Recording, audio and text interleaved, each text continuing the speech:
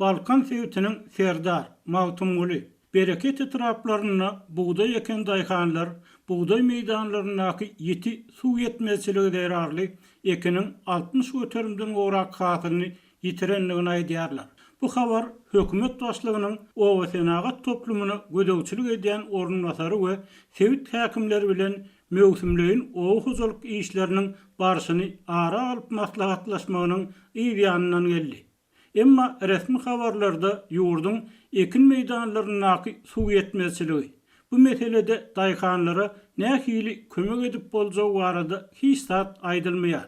Serdar, Mawtumly, bereket etraplaryndaky buğday meýdanlaryna su yetmeýär. Sewitin agronomlary şu ýyl buğday hasylynyň 65 götürüminiň ýetenligini aýdýarlar diýip Balkandaky habarçymyz habar berýär. Onun sözlerine göre yıl başından beri bir gelegem sugarylmadyk buğday meydanları var. Kızlarvat, Paraw, Çerkezli, Mäni, Gumly dayhan ürleşiklerine yıl başından beri tatdan hiç ýyly su vermedik ekinler var. Yağış yeterlik bolmady. Buğday düýbünden su içse hasyly gowy, dok däneli bolýar we mineral dökünleri geregiçe alyp bilýär diýip adatlygyň habarçysy bilen gürleşen yerli hünärmen aýtdy. Türkmenistan'daki su yetmezçiligi ýylyň ýylyna guruk gelmegi we käte ýagýan ýağış suwlarynyň akawalar, takyrlar arkaly bir ýere toplanyp ekrançylyk üçin netijeli ulanylyp bilinmezligi, odaly gurulan su desgalaryna ýeterlik ýedek edilmezligi we beýleki guramaçylyk meseleleri bilen baglyp odalky su inженери Nur Muhammed Hanaw adatlyk bilen eden töhfetdeşliklaryny aýdýar. Habarçylarymyzyň bir adam gören maglumatlaryna görä, mart aýynda ýagan ýağışlar derarly Balkan Sewiti'niň bereket etrabynyň käbir ogalaryna gelen sil 50 töwerew hojalygyň öýüni, ekin meýdanlaryna bassy. Etrabyň udyň suw, Aboy, Kanay ogalaryna şeýle de 8-nji we 10-njy atly dağ etek ogalaryna orta howp derejesindäki sil suwlar geldi diýip yerli ýaşaýjylar radionyň habarçysyna 18-nji martda gürrüň berdiler. Ýöne Türkmen medeniýeti ne artyk ýagan ýağış, ne de derýa joşmasy, ne sil gelmesi, ne de su yetmezçiligi barada habar berýär. Bu meseleler hökümet meclislerinde hem açyk ara alınıp maslahatlaşylmaýar. Häzir derýanyň düýbündäki su gatal. Ol ekinlere ýetişerden gaty pes. Şu ýyl hatda Gyllarbat, Bamy, Bäherden töwereklerine hem su ýeterlik barmaýar diýip adatlyk bilen gürleşen hünärmen aýdýar. Ekin meýdanlarynaky su yetmezligi Türkmenistanyny diňe uzun çörek, iýim nowatlaryna esas bolýan buğday, arpa hasylyna däl, eýsem güýzlük yer alma, sowan ýaly ady gömleriniň hasylyna hem uly ziýan ýetirýär. Mysal üçin martda ýagan ýağışlardan soň gelen sil suwlary owa ýaşaýjylarynyň buğday, ýaky sowan we yer alma ekinlerine esli derejede ziýan ýetirdi. Emma dayhanyň çeken ziýanyny ne ölçeýän bar, ne de nazara alyan var diýip kärenneçiler diýenýär. Indi bolsa güýzki yer alma we sogan ekinleri suwsuzlukdan saralyp otyr diýip habarçymyz aýtdy. Yerli hünärmen ýurdun su hojalyk ulgamynyň henidem Sowet döwründäki ýaly işleýänligini, netijede suwun juda beýsarpa ulanylýanlygyny aýdýar.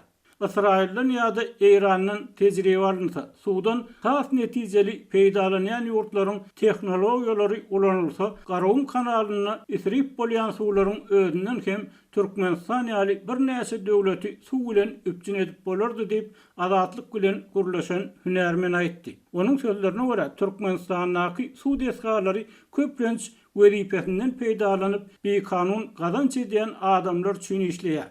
Masal üçin bereket su ammary gurap ýatyr. Garawun kanalyny we ondan bölünýän ýaplarda tas suw ýok. Kanaldan bölünýän ýaplar 35-40 kil bäri gazlanok.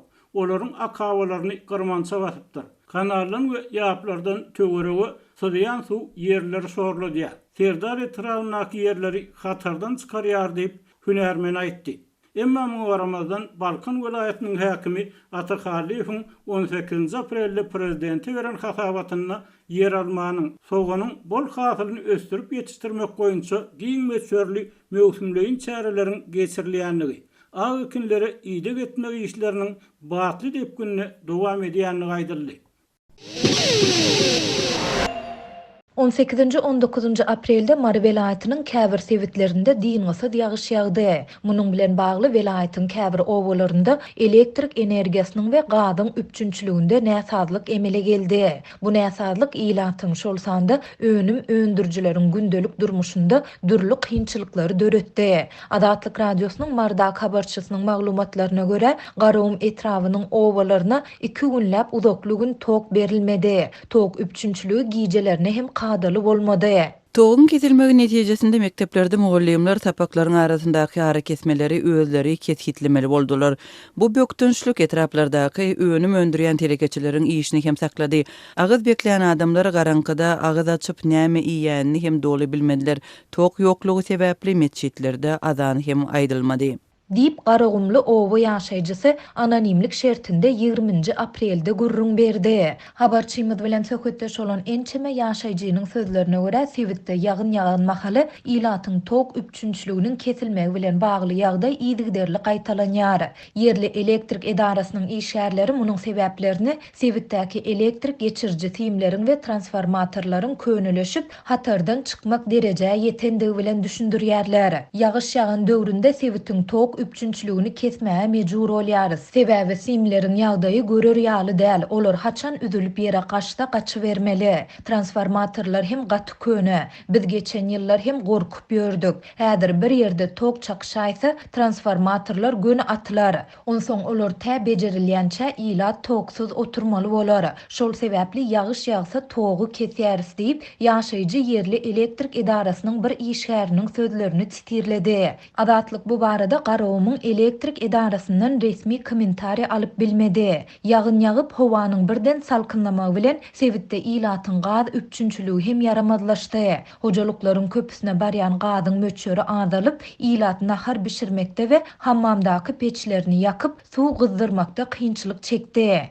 Owalaryň çäginde ýaşaýan adamlaryň gazlary asla ýok denýär boldy. Hammamlaryň ýylap ýetişmeýänligi sebäpli çagylar sowuk suwa ýuwunmaly boldy. Adamlar odun ýakyp nahar taýýarlamaly boldular. Şeýle-de olar agyz açar wagtynda otaglary ýagtylatmak üçin el telefonlarynyň çyralaryny ýa-da şem ýakyp mydar etmeli boldular.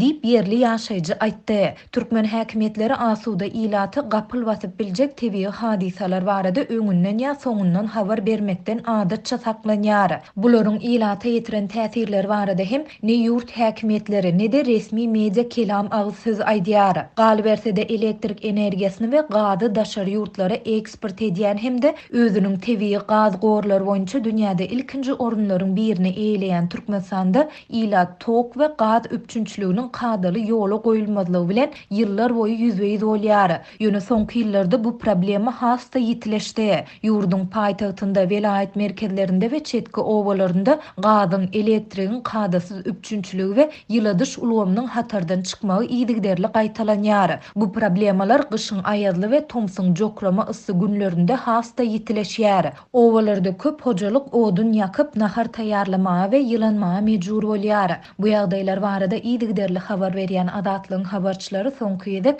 12 aprelde Lewap welaýatynyň Farab etrawyndan maglumat berdiler. Türkmen hökümeti 2019-njy ýylyň ýanwaryndan başlap suw, elektrik energiýasy we tebii gaz ýaly ilata çärek asyrlap mut berilen ýeňillikli hyzmatlary ýatyrdy. Bu karar halk maslahatynyň 2018-nji ýylyň sentýabrynda geçirilen mejlisinde kabul edildi. Şonda ilatyň durmuş derejesiniň ýokarlanandygy aýdylsa-da, adatlyk ýurtda dowam edýän ykdysady krizisiň arasynda ilatyň gün güzören aladalarynyň has hem kynlaşandygy barada dowamly maglumatlary beripdi. Hökümet pile borçnamasyny arttyrdy. Ýüpekçiler tuğda gazynyň ýetmezçiliginden şikaýet edýär. Şu ýyl öňki ýyl garanyňda gaty köp gurçugy ýedek etmek talap edilýär diýip bir marly ýaşaýjy Azatlyk radiosynyň habarçysyna gurrun berýär. Türkmenistanda ýüpek gurçugyny ýedek etmek möhsümi batlanýar. Resmi maglumatlara görä şu ýyl ýurt boýunça 2300 tonna çiğ pile öndürmek gözeňinde tutulýar. Fevralda kabul edilen karara görä şu ýyl Ahal welaýaty 300 tonna, Balkan welaýaty 50 tonna, Daşowdy welaýaty 500 tonna tonna, Lewap vilayeti 1010 tonna we Mara vilayeti 440 tonna çiğ pile öndürmeli edildi. Bu ýyl ýurdun pile borçnamasy geçen ýylyň plan borçnamasyndan 300 tonna ýokurlany. Her bir büdjet edarasyna daýhanlara hatda hiç ýerde işlemeýän adamlara garaz ýüpek gurçugyny ýydyk etmäge istek bildirýän herkese gurçuk paýladylar. Emma häzirden tut ağacının yetmezçiligi başlady diýip Marly ýaşaýjy Azatlyk radiosynyň habarçysy bilen gurrundaşlykda aýtdy. Fevral aýynda geçirilen hökümet maslahatyna ýurdun oba hojalyk toplumuna gödäwçilik edýän vice-premier Esenmurat Orazgeldiýew ýüpek önümçiliginiň çiğmal binýadyny putulandyrmak we öndürilýän mukdaryny köpeltmek boýunça alınıp barylýanyny gaýdylýan işler barada hasabat bilen çykyş etdi. Bu ýüpekçiligiň binýady bolan tut nahallarynyň ekilýän meýdanyny giňeltmek üçin zerur çärelerin görülýändigini aýtdy. Azatlyk radiosynyň habarçysy bilen gurrundaş bolýan ýüpekçi kärenetçileriň en çemmesi Mara vilayatyna ösüp oturan tuğ agaçlarynyň eýam iýeridigini we çiğ mal ýetmezçiliginiň hatda ýaprak sowdasyna ýol açanyny aýdýarlar. Şu wagt içinde tuğ agacynyň ýapragy satylmazdy. Tuğ agacynyň ýapragynyň tuğ agacynyň çywygynyň sowdasy başlady diýip Marly ýüpekçi habarçymyza gurrun berdi. Türkmen hökümeti bu ýylam ýurt boýunça jemi 3 million düýüp saýaly pürlü miweli baglaryň we üzüm naharlarynyň oturduljakdygyny aýdýar. Ýöne olaryň arasyna ekilmegi meýilleşdirilýän tut naharlarynyň anyk sany ma'lum edilmeýär. Resmi habarlara görä aprelyň başlaryny hökümet ýüpekçi kärenetçiler bilen şertnamalary baglaşdy we olar ýüpek gurçugynyň tohumlary bilen üpjün edip başlady. 18 aprelde geçirilen hökümet maslahatyna görä ýüpek gurçugyny ýydyk etmek mewsimi ahal Mara we Lewap vilayetlerine ýan başlady. Daşowut vilayatyna ýydyk işlerine 26 aprelde girişler. Resmi maglumat Balkan vilayatyny ýüpek gurçuklarynyň kärenetçileri paýlanýanyny aýtdy.